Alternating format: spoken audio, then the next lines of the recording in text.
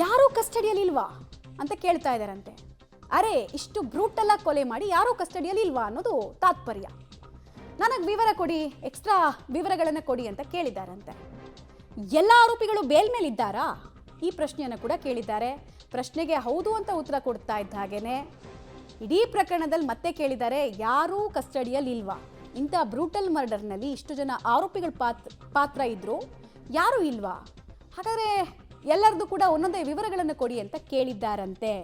ಪ್ರಕರಣ ಸಾಕ್ತಾ ಇರುವ ಹಾದಿ ನೋಡ್ತಾ ಇದ್ರೆ ದರ್ಶನ್ಗೆ ಕಠಿಣ ದಿನಗಳು ಇದೆಯಾ ಅನ್ನೋ ಒಂದು ಪ್ರಶ್ನೆ ಇದೆ. ನೋಡೋಣ. ಬಟ್ ಇಂಟ್ರೆಸ್ಟಿಂಗ್ ಆರ್ಗ್ಯುಮೆಂಟ್ಸ್ ಆಗ್ತಾ ಇದೆ, ವೆರಿ ಇಂಟ್ರೆಸ್ಟಿಂಗ್. ಇಡೀ ಪ್ರಕರಣದ ಇಂಚಿಂಚು ವಿವರವನ್ನು ಕೂಡ ವಕೀಲರು ಕೊಡ್ತಾ ಇದ್ದಾರೆ. ಹೆಂಗೆ ಸ್ಟಾರ್ಟ್ ಆಯಿತು, ಹೆಂಗೆ ಎಂಡ್ ಆಯಿತು, ಹೆಂಗೆ ಸಾಕ್ಷಿನಾಶ ಮಾಡಿದ್ರು, ಎಲ್ಲ ವಿವರವನ್ನು ಕೊಡ್ತಾ ಇದ್ದಾರೆ. ಅನಾಥ ಶವ ಸಿಕ್ಕ ವಿಚಾರಕ್ಕೆ ಸಂಬಂಧಪಟ್ಟಂತೆ ಆ ಸಿಕ್ಕ ದಿನದಿಂದ 8ನೇ ತಾರೀಕು ಮರ್ಡರ್ ಆಯಿತು. ಅದಾದ ನಂತರ ಸಿಕ್ಕ ದಿನದಿಂದ 9, 10, 11ನೇ ದಿನ ತುಂಬ ಕ್ರೂಷಿಯಲ್ಲು, ಅದೆಲ್ಲವನ್ನು ಹೇಳ್ತಾ ಇದ್ದಾರೆ. ಸೆಕ್ಯೂರಿಟಿ ಹೇಳಿಕೆ ಆಧರಿಸಿ ವಿವಿಧ ಕಡೆಗಳಲ್ಲಿ ತನಿಖೆ ಶುರುವಾಗುತ್ತೆ. ಹೆಂಗೆ ಸ್ಟಾರ್ಟ್ ಆಯಿತು, ಯಾರು ಬಂದರು ಸ್ಟೇಷನ್ಗೆ, ಅವ್ರ ಮೊಬೈಲ್ನಲ್ಲಿ ಯಾರು ಕಾಲ್ ಮಾಡ್ತಾಯಿದ್ರು, ಅದೆಲ್ಲ ವಿವರಗಳು 1 by 1 ಸುಪ್ರೀಂ ಕೋರ್ಟ್ನ ಜಡ್ಜ್ ಕಿವಿಗೆ ಬೀಳ್ತಾ ಇದೆ. ವಿತ್ ರೈಟಿಂಗ್ ಆರ್ಗ್ಯುಮೆಂಟ್, ಸಾಕ್ಷ್ಯಾಧಾರಗಳು, 10,000 ಪುಟಕ್ಕೂ ಹೆಚ್ಚು ಚಾರ್ಜ್ ಶೀಟ್, ಇಡೀ ಕೇಸ್ನ ವಿವರಣೆಯನ್ನು ತುಂಬ ಡೀಟೇಲ್ ಆಗಿ ತರಿಸ್ಕೊಂಡಿದ್ದಾರೆ ಸುಪ್ರೀಂ ಕೋರ್ಟ್ನ ನ್ಯಾಯಾಧೀಶರು. ತುಂಬ ಡೀಟೇಲ್ ಆಗಿ ನೋಡ್ತಾ ಇದ್ದಾರೆ, ಕ್ರಾಸ್ ಚೆಕ್ ಮಾಡ್ತಾ ಇದ್ದಾರೆ, ಮಾಹಿತಿ ಸಂಗ್ರಹಿಸ್ತಾ ಇದ್ದಾರೆ. CCTV ದೃಶ್ಯಾವಳಿಗಳನ್ನು ಸಂಗ್ರಹಿಸಲಾಗಿದೆ.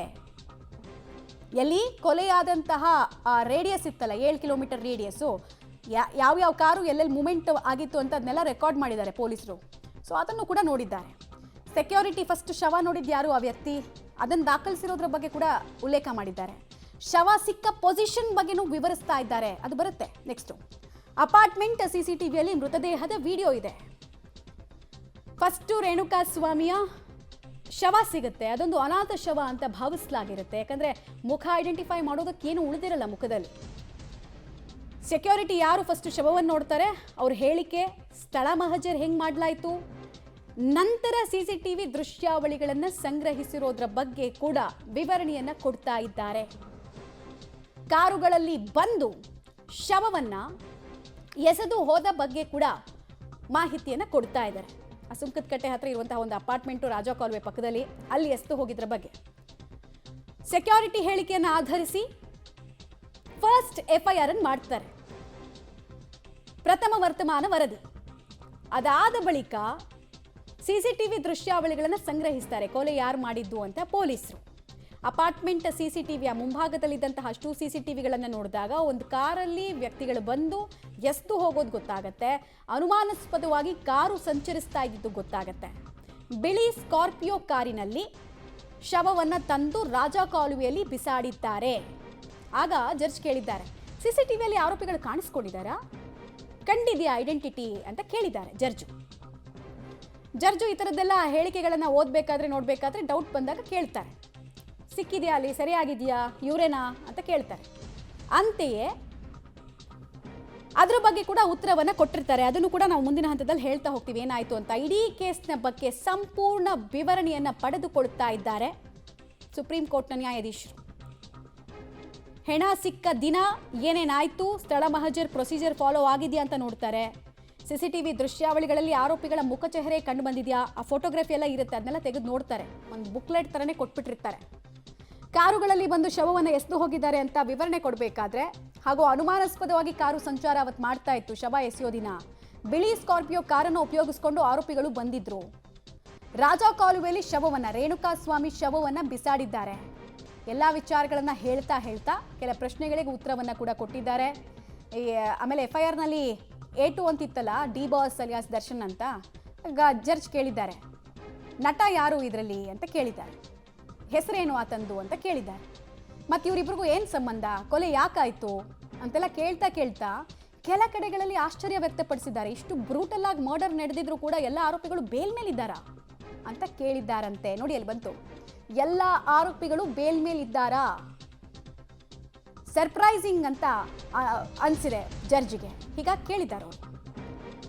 ಆಮೇಲೆ ನೆಕ್ಸ್ಟ್ ಅವತ್ತಿನ ದಿನ ಏನಾಯಿತು ಅನ್ನೋದನ್ನ ವಿವರಿಸ್ತಾ ಇದ್ವಲ್ಲ ನೋಡಿ. ಆರೋಪಿಗಳು 2 ಕಾರ್ನಲ್ಲಿ ಬಂದಿದ್ರು ಅಂತ ಹೇಳಿದ್ರಿ. ಹಾಗಾದ್ರೆ ಅವ್ರು ಕಾಣಿಸ್ತಾರಾ?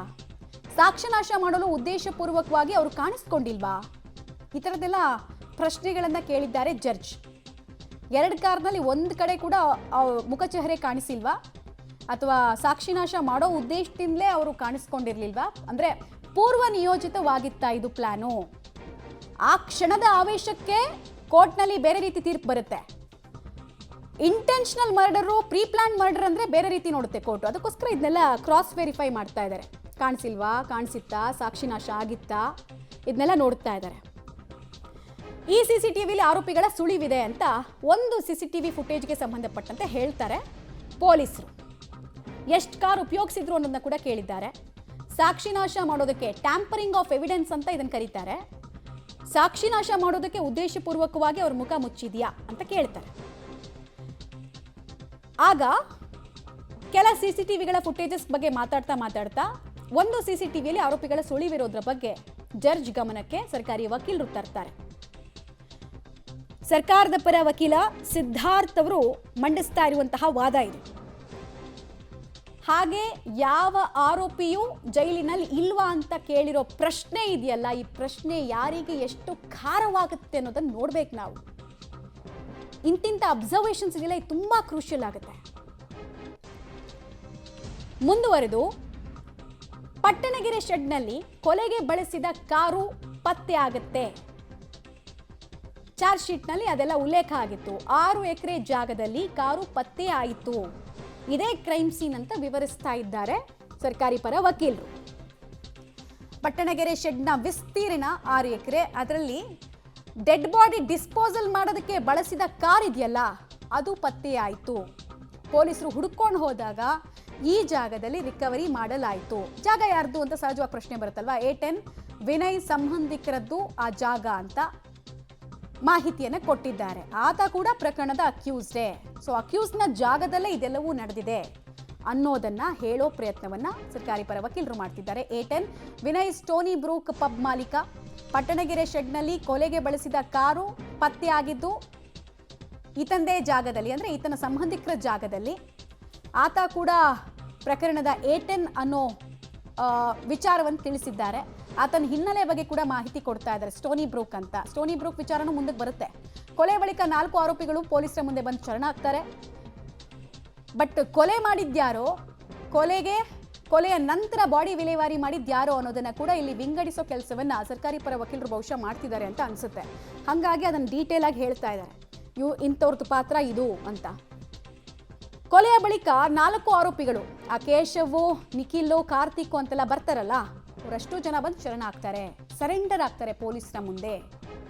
ನಾವೇ ಕೊಲೆ ಮಾಡಿದ್ದು, ಹಣಕಾಸಿನ ವಿಚಾರಕ್ಕೆ ಕೊಲೆ ಆಯಿತು ಅಂತ ಅವ್ರು ಬಂದು ಹೇಳ್ತಾರಲ್ಲ, ಆ ವಿಚಾರವನ್ನು ಕೂಡ ಇಲ್ಲಿ ತರಲಾಗ್ತಾ ಇದೆ. ನೋಡಿ, ಅಲ್ಲಿ ಬಂತು.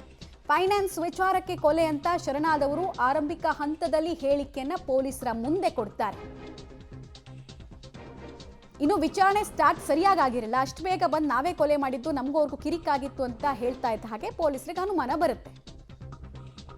ಚಿತ್ರದುರ್ಗದಿಂದ ಕರ್ಕೊಂಡು ಬಂದು ಹತ್ಯೆ ಮಾಡಿದ್ದಾಗಿ ತಪ್ಪೊಪ್ಪಿಗೆಯನ್ನ ಆ 4 ಜನ A15, A16, A17 ಇದ್ದಾರಲ್ಲ, ಅವರಷ್ಟು ಜನ ಮಾಡ್ತಾರೆ ಅಂತ ಪೊಲೀಸರ ಮುಂದೆ ಹೇಳಿಕೆಯನ್ನ ತಪ್ಪೊಪ್ಪಿಗೆ ಕನ್ಫೆಷನಲ್ ಸ್ಟೇಟ್ಮೆಂಟ್ ಅನ್ನು ಕೊಡ್ತಾರೆ. ಆರೋಪಿಗಳು ಪರಸ್ಪರ ಫೋನ್ ಸಂಪರ್ಕದಲ್ಲಿ ಇದ್ರು. ಯಾರು A1 ಇಂದ A17 ತನಕ ಎಲ್ಲರೂ ಒಬ್ರಿಗೊಬ್ರು ಕ್ರೈಮ್ಗೂ ಮುಂಚೆ, ಕ್ರೈಮ್ನ ನಂತರ ಎಲ್ಲರೂ ಕಾಂಟ್ಯಾಕ್ಟ್ನಲ್ಲಿ ಇದ್ರು ಅಂತ ಸರ್ಕಾರಿ ಪರ ವಕೀಲರು ಹೇಳ್ತಾ ಇದ್ದಾರೆ. ಅಂದರೆ ಇವ್ರನ್ನ ಆಚೆ ಬಿಟ್ಟಷ್ಟು ಡೇಂಜರೇ ಅನ್ನೋದನ್ನ ಮನವರಿಕೆ ಮಾಡಿಕೊಡೋದಕ್ಕೆ ಇದೆಲ್ಲ ವಿಚಾರಗಳನ್ನ ಮೆನ್ಷನ್ ಮಾಡ್ತಾ ಇದ್ದಾರೆ. A15 ರಾಘವೇಂದ್ರ ಹೇಳಿಕೆ ಮೇಲೆ ಆರೋಪಿಗಳು ಅರೆಸ್ಟ್ ಆಗ್ತಾರೆ. A15 ರಾಘವೇಂದ್ರನನ್ನ ಡೀಟೇಲ್ ಆಗಿ ಪೊಲೀಸರು ಕ್ರಾಸ್ ವೆರಿಫಿಕೇಶನ್ ಮಾಡಿದಾಗ ಕೊಲೆಯ ಅತಿ ದೊಡ್ಡ ರಹಸ್ಯ ಬಯಲಾಗುತ್ತೆ ಅನ್ನೋದನ್ನ ಸರ್ಕಾರಿ ಪರ ವಕೀಲರು ಹೇಳ್ತಾ ಇದ್ದಾರೆ. ಫೋನ್ ಸಂಪರ್ಕದಲ್ಲಿ ಪರಸ್ಪರ ಇದ್ದಿದ್ರ ಬಗ್ಗೆ ಕೂಡ ಪ್ರಸ್ತಾಪವನ್ನ ಮಾಡ್ತಾ ಇದ್ದಾರೆ. ಮುಂದುವರೆದು, ಮದುವೆ ಆಗಿದ್ರೂ ಕೂಡ ಪವಿತ್ರ ಗೌಡ ಜೊತೆಗೆ ದರ್ಶನ್ ಸಂಬಂಧವನ್ನ ಹೊಂದಿದ್ರು.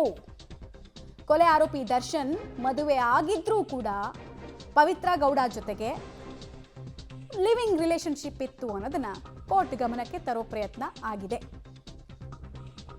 ಸೊ ಇದು ಯಾವ್ಯಾವ ಮೋಟಿವ್ ಇಟ್ಕೊಂಡಾದ ಕೊಲೆ ಅನ್ನೋದಕ್ಕೆ ಇದೆಲ್ಲ ವಿವರಣೆ. ಆಮೇಲೆ ಇವರಿಬ್ಬರದು ಸಂಬಂಧ ಕುರಿತಂತೆ ಕೂಡ ವಿವರಣೆಯನ್ನ ಕೊಡೋ ಪ್ರಯತ್ನವನ್ನು ಮಾಡ್ತಾ ಇದ್ದಾರೆ. ಪವಿತ್ರಾಗೆ ಅಶ್ಲೀಲ ಸಂದೇಶವನ್ನ ಕಳಿಸಿದಂತಹ ವ್ಯಕ್ತಿಯನ್ನ ತುಂಬಾ ಕ್ರೂರವಾಗಿ ವೆರಿ ವೆರಿ ಬ್ರೂಟಲ್ ಆಗಿ ಮರ್ಡರ್ ಮಾಡಲಾಗುತ್ತೆ. ಬಟ್ ಯಾರಿಗೋಸ್ಕರ ಮರ್ಡರ್ ಮಾಡಿದ್ದು, ಆತನಿಗೂ ಈ ವ್ಯಕ್ತಿಗೂ ಏನು ಸಂಬಂಧ ಅನ್ನೋದನ್ನೆಲ್ಲ ಹೇಳಲಾಗಿದೆ. ಬಟ್ ರೇಣುಕಾ ಸ್ವಾಮಿ ಮರ್ಡರ್ ತುಂಬಾ ಬ್ರೂಟಲ್ ಆಗಿತ್ತು. ಆ ಕ್ಷಣದ ಆವೇಶ ಅಲ್ಲ, ಅದು ಚಿತ್ರ ಹಿಂಸೆ ಕೊಟ್ಟಿದ್ದಾರೆ ಅಂತ ಕೋರ್ಟ್ ಗಮನಕ್ಕೆ ತರ್ತಾ ಇದ್ದಾರೆ. ಸರ್ಕಾರಿ ಪರ ವಕೀಲರು ಕರೆಂಟ್ ಶಾಕ್ ಕೊಟ್ಟು ಹಿಂಸೆ ಕೊಡೋ ಪ್ರಯತ್ನವನ್ನ ರೇಣುಕಾ ಸ್ವಾಮಿಗೆ ಮಾಡಿದ್ರು. ಮತ್ತೆ ಶಾರ್ಪ್ ಆಬ್ಜೆಕ್ಟ್ಸ್ನಿಂದ ಹೊಡೆದ್ರು. ಅಂದ್ರೆ ಎಂತ ಹೀನಸ್ ಕ್ರೈಮ್ ಇದು.